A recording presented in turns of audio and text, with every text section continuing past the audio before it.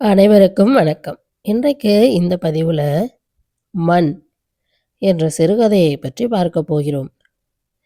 கடாவுக்கு அகத்திக் கொடையை கட்டிவிட்டு, எருமைக்கு ஒரு குடங்கை புல்லை அள்ளி போட்டுவிட்டு, டீ கடை பக்கம் போய்விட்டு வருவோம் என்று புறப்பட்டான் குருசாமி.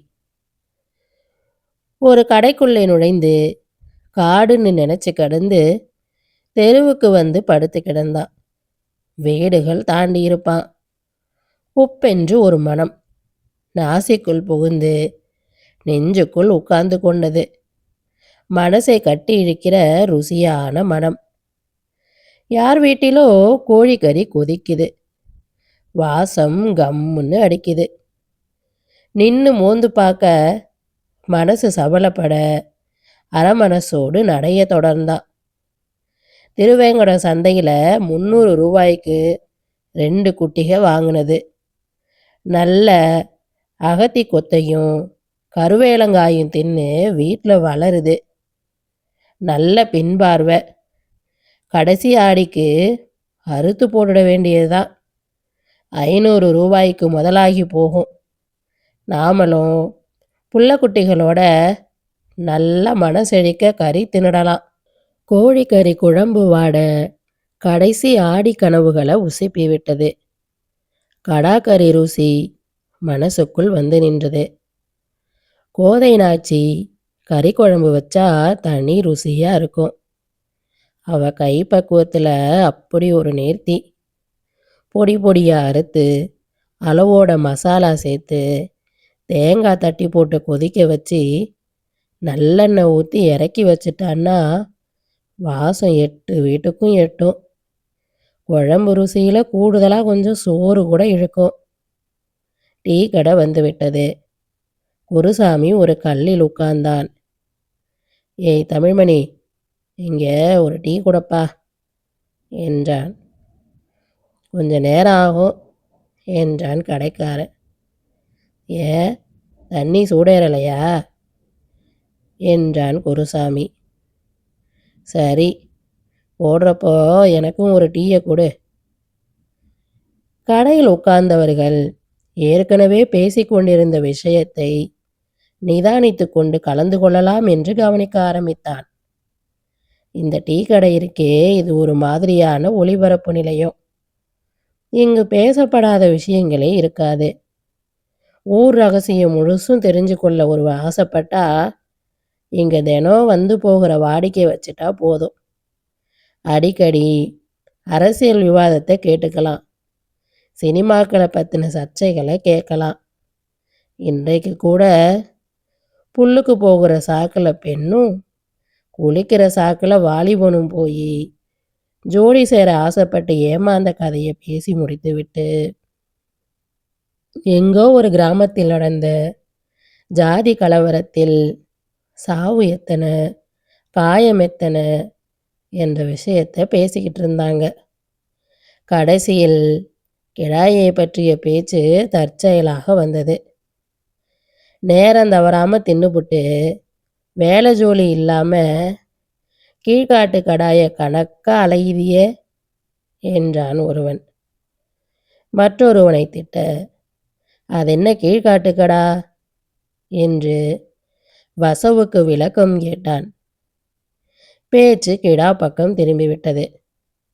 குருசாமி கூடுதல் அக்கறையுடன் பேச்சை கவனித்தான். இடையிடையே இவனும் பேச்சு கொடுத்தான். ஒரு பெரியவர் மேல்காட்டு கிடா கீழ்காட்டு கிடா இவற்றுக்கிடையே உள்ள வித்தியாசத்தை விளக்கி கொண்டிருந்தார்.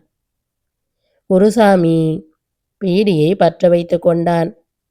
உற்சாகமாகிவிட்டான். பொதுவாக குருசாமிக்கு கறி என்றால் ரொம்ப பிரியம். வாரத்தில் 6 நாள் போட்டாலும் மனம் சலிக்காமல் ஆசையோடு சாப்பிடுவான். கிராமத்தில் எல்லோருக்குமே கறி என்றால் கொண்டாட்டம்தான். இருந்தாலும் இவனுக்கு சற்று கூடுதலான ஆசை. கோதனாட்சி கூட குறு சிரிப்போடு சொல்லுவா, கறி குழம்பு காய்ச்சிட்டா அதுக்குன்னு ஒரு வவுறு வச்சிருப்பீங்க என்றாள். நெசந்தானே இவனும் சிரிப்பான். வயிறும் மனசு நிறைஞ்ச திருப்தியோடு கையை தொடச்சிக்குவான் குருசாமி. நானும் எம்புட்டோ இடங்கள்ல கறி சாப்பிட்ருக்கேன். ஆனால் உன் கை பக்குவம், இந்த ருசி எங்கேயும் பார்க்க முடியலை. மனசில் வஞ்சகம் இல்லாமல் பாராட்டிடுவான். புகையோடு மல்லு கட்டி மூச்சு திணறி அடுப்பங்கரையில் பட்ட கஷ்டமெல்லாம் புருஷனோட இந்த ஒரு வார்த்தையிலே மறந்தே போகும் கோதனாட்சிக்கு. கோதனாட்சி கையில் மந்திரங்கிந்திரம் வைத்திருக்கிறாளோ என்ன மாயமோ. திருப்பரங்குன்றத்துக்கு பக்கத்தில் ஒரு காட்டுக்கோவில். அங்கே கிடா வெட்டி பொங்கல் வச்சு மொட்டை அடிக்க ஒரு உறவினர் குடும்பத்தோடு புறப்பட்டார். குருசாமியையும் வற்புறுத்தி அழைச்சாரு. சரின்னு குருசாமியும் போயிருந்தான். மதுரையில் பிரபலமான சமையல்காரர் வரவழைச்சாங்க. கிடாயும் நல்ல வளர்ப்பு கடா. பின் வரிசை ரொம்ப அழகா அகலமாக இருந்தது. நிறைய கொழுப்பு. கறி குழம்பு நல்ல ருசியாக தான் இருந்தது. ஆனாலும் கோதனாட்சி சமைக்கிற குழம்பு மாதிரி வரலை. அது ஒரு ருசி, இது ஒரு ருசி. என்னதான் மாயமோ மந்திரஜாலமோ. குருசாமி வீட்டில் ஒரு பூனை இருந்தது. எலிகளை பிடிச்சு தின்னு, வீட்டு சோத்தை தின்னு அந்த பூனை கொழுப்பேறி இருந்தது. ஒட்டுக்கம்பு நிறத்து பூனை, கடுவன் பூனை. அதற்கு என்ன சனியன் பிடித்ததோ தெரியவில்லை. குணம் மாறிடுச்சு. குழம்பு சட்டியை உருட்ட தொடங்கிடுச்சு. செல்ல பிராணியாக இருந்த பூனை தொல்லை ரொம்பவும் அதிகமாயிடுச்சு. பூனையை குத்துவதில் கெட்டிக்காரன் என்று பெயர் பெற்ற மயிலேறியை வர சொல்லி குத்த சொல்லையாகிவிட்டது. குத்தி விட்டான். கொழுத்த கடுவன் பூனை கறி எவ்வளவு ருசியாயிருக்கும்னு மயிலேறி கதையா சொல்ல குருசாமிக்கு நாக்கில் எச்சி ஊற ஆரம்பிச்சிருச்சு. மயிலேறியை சமைக்க சொன்னான். பக்கத்து வீடுகளில் உள்ளவர்களை கறி சாப்பிட கூப்பிட்டான். பூனை கறியா, சீச்சி என்று முகத்தை சுளித்து விட்டனர். சில பெண்கள் பொல்லா பாவம் என்று பயமுறுத்தினர். அருவருக்காமல் பயப்படாமல் 4-5 பேர்தான் தேறினர். அவர்களுடன் குருசாமியும் ஆவலோடு ருசி பார்த்தான். ஒரே கவிச்சு வாடை. குடலை கொமட்டியது. 3-4 துண்டுக்கு மேலே சாப்பிட முடியல. அந்த கவிச்சு வாடை 2-3 நாளைக்கு மூஞ்சிலையே அடிச்சிட்டு இருந்தது. கொமட்டல் வேற.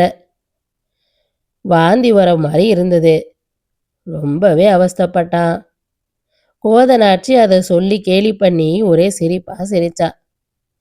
ஏதோ ஒரு ஜோலியா ஒரு சமயம் கொச்சிக்கு போயிருந்தான் குருசாமி. ஒரு சின்ன ஹோட்டலுக்குள்ள நுழைஞ்சான். சப்ளையரு குருமா கொண்டு வந்து வச்சாரு. ஆட்டிறைச்சியா மாட்டிறைச்சியான்னு கேட்டான்.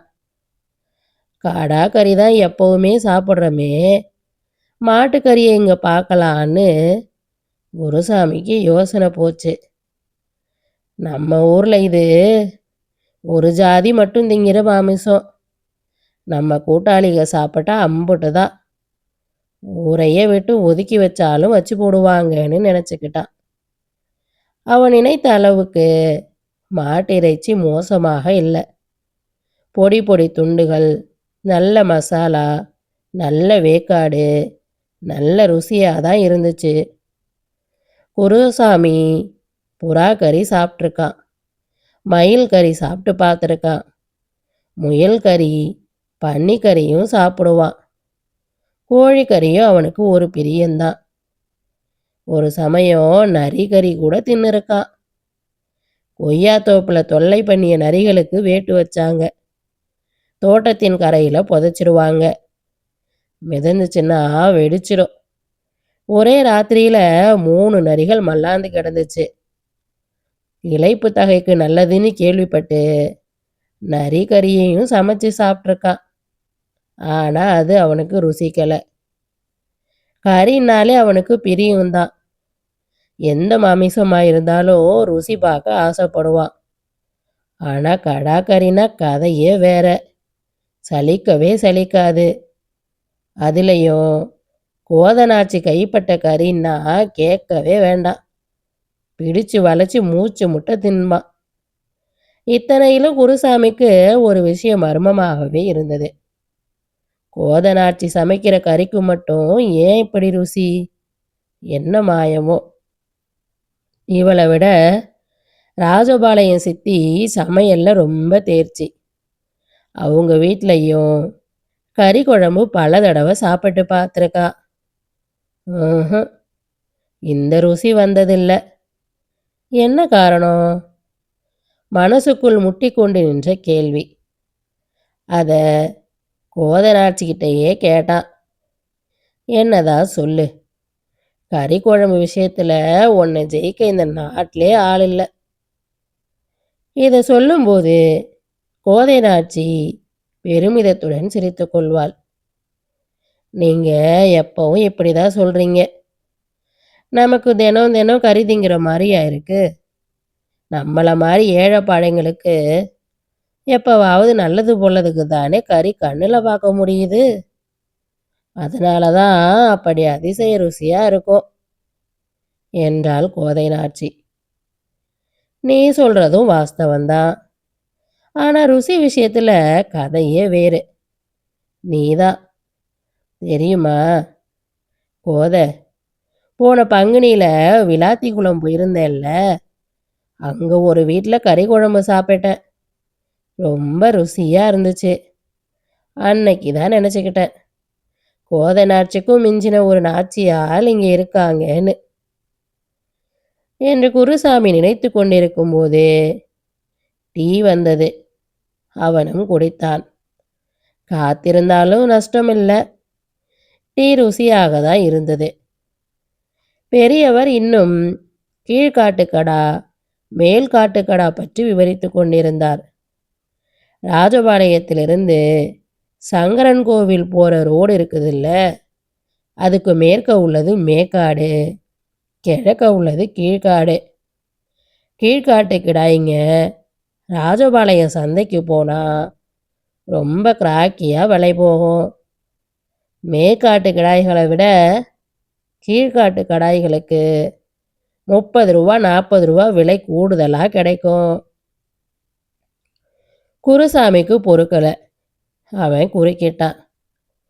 என்ன காரணமாம்மா என்று கேட்க, பெரியவருக்கும் ரசிகர் கிடைத்த உற்சாகத்தில் மீசையை தடவி விட்டு கொண்டார்.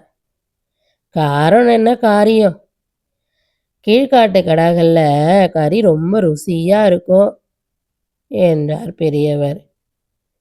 இவனுக்கு ஏதோ சூட்சமம் பிடிபடுவது போல இருந்தது. ஆர்வம் அதிகரிக்க அப்படி ஒரு சங்கதியா இருக்குன்னு வியந்தான். ஆமா, கீழ்காடுங்கிறது கரிசல் காடு. வேற மண்ணில் வளர்ற இலத்தழைகளை விட கரிசல் மண்ணில் வளர இழைத்தலைகள் ரொம்ப சத்தானது. மேல்காட்டில் இருக்கிற அகத்தி கருவேலங்காயை விட சத்து அதிகம். இந்த இலத்தழைகளை கரிச காட்டுக்கடா மேயறதுனால கறி ரொம்ப ருசியாக இருக்கும். இந்த ருசிக்காக தான் விலை தூக்கலாக கிடைக்கும் என்றார் பெரியவர். நீங்கள் சொல்கிறது ரொம்ப புதுசாக இருக்கே மாமா என்ற குருசாமிக்கு மலைப்பாக இருந்தது. இது என்ன அதிசயம்? நம்ம காட்டு கடாவை விட விளாத்திக்குளம் ஏரியா கடாக்கறி இன்னும் ருசியாக இருக்கும். என்ன காரணம்னு நினச்ச? நம்ம கரிசலை விட அந்த காட்டு கரிசல் ரொம்ப ஒசத்தி. அதை நெய் கரிசல்னு சொல்லுவாங்க. அதில் வளர்ற இலத்தழை ரொம்ப சத்து என்றார் பெரியவர்.